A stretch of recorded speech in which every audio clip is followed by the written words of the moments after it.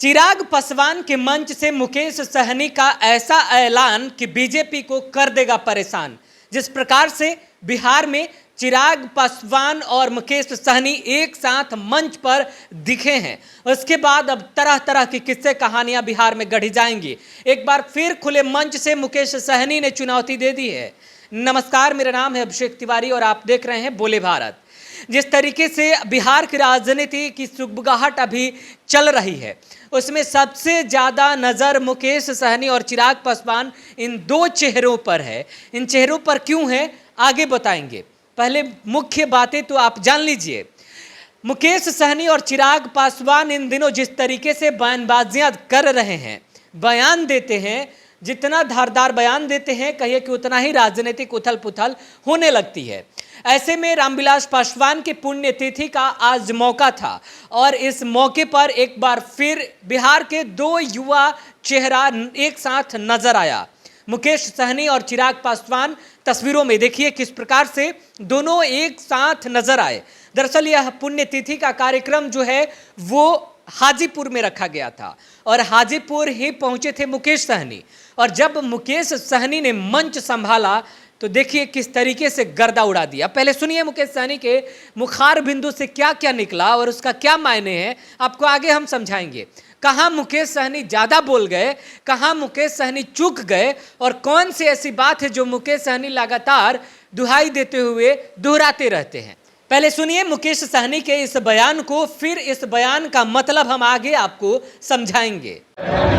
याद है कि 2015 में स्वर्गीय रामविलास पासवान जी के साथ हमें पूरे बिहार में घूमने का मौका मिला और उनसे बहुत कुछ मैंने सीखा, क्योंकि उस समय में ही मैं बिहार में राजनीति में पैर रखा था और मुझे तकरीबन याद है कि 25 से 30 रैली पूरे बिहार में हम उनके साथ में हमें काम करने का मौका मिला और बहुत कुछ उनसे सीखने के लिए मिला।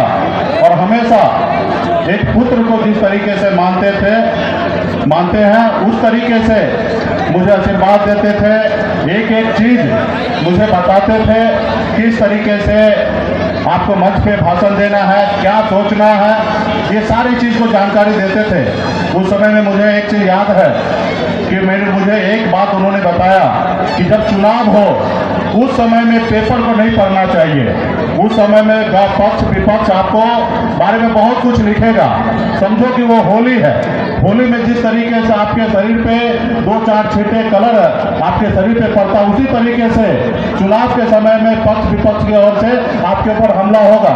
लेकिन इसको बगैर ध्यान दिए हुए आप अपने कर्तव्य, अपने लक्ष्य की ओर बढ़ना, और मैंने उनसे ये चीज सीखा और उसी को देखते हुए मैं आज अपनी जिंदगी में जिस मुकाम पे भी पहुंचा हूं, उस मुकाम पे पहुंचने में उनका बहुत बड़ा योगदान है। क्योंकि मैंने उनसे सीखकर मैं इसी तरीके से मैं आगे बढ़ता हूं कि लोग क्या कहते हैं उसे नहीं ध्यान देना है, अपनी मकसद, अपनी रणनीति, अपनी नीति को लेकर अपने लोगों को लेकर आगे बढ़ते रहना है। लोग तो आपको परेशान करने के लिए रहेंगे ही, लेकिन उस परेशानी से डरना नहीं है, झुकना नहीं, आगे बढ़ते रहना है। तो इसके लिए आज हम स्वर्गीय श्री रामविलास पासवान जी को पुष्पांजलि करते हुए मैं गौरव हूँ और मैं विशेष तौर पे चिराग पासवान जी को एलजेपी रामविलास जी का नेतृत्व कर रहे हैं। मैं चिराग जी को मैं कहूँगा कि आपको विशेष तौर पे धन्यवाद देता हूँ कि आपने हमें ऐसे शुभ अवसर पे बुलाया और आपने बात रखने का मौका दिया। धन्यवाद। और सभी कार्यकर्ता को और जितने भी यहाँ पे पार्टी के युवा साथी यहाँ पे उपस्थित है, जितने भी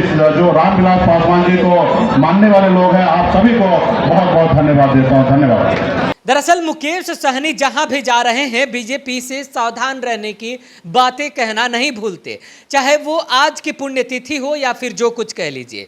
लेकिन मौका था दो युवा चेहरे ऐसे जो बिहार के भविष्य को लेकर के ज़्यादा बयानबाजियां करते रहते हैं, ज़्यादा अपने आप को सक्रिय बताते रहते हैं।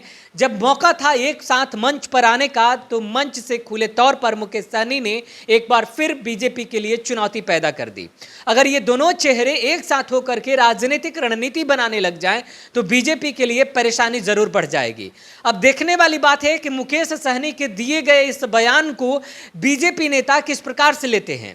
हालांकि पूरा मसला तो रामविलास पासवान, स्वर्गीय रामविलास पासवान जी के पुण्यतिथि का था और इस मौके पर दोनों एक साथ नजर आए थे।